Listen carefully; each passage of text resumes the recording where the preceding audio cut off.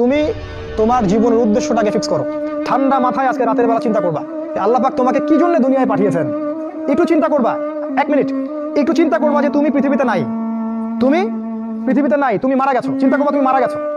এরপর চিন্তা করবা তুমি যে মারা গেছো পৃথিবীর কারো কোনো সমস্যা হচ্ছে কিনা। তুমি যে মারা গেছো পৃথিবী কি থেমে আছে? তোমার পরিবার থেমে থাকবে? তোমার শিক্ষা, তোমার বন্ধু বান্ধব, তোমার আত্মীয় স্বজন কেউ থেমে থাকবে? কেউ থেমে থাকবে না। তুমি পৃথিবীতে থাকো বা না থাকো কারো কিছু আসে যাবে না। আল্লাহ পাক তোমাকে যে পৃথিবীতে রেখেছেন একটা সুযোগ খালি দিয়েছেন, এটা তুমি আল্লাহর দ্বীনের জন্য কিছু করতে পারো। এটাই আল্লাহ তোমার কাছে চান, আর কিচ্ছু চান না। আর কিচ্ছু আল্লাহ তোমার কাছে চান না।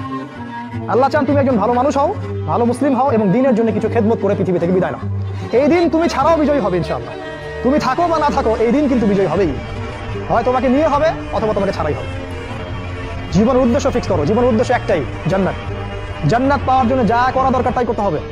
কোরআন হাদিস মেনে চলা থেকে শুরু করে আমল করা, আদব আখলাক সবকিছু এর মধ্যে চলে আসবে ইনশাআল্লাহ। আল্লাহ পাক তোমাকে পথ দেখাবেন। আগে তুমি জীবনের উদ্দেশ্য ফিক্স করো।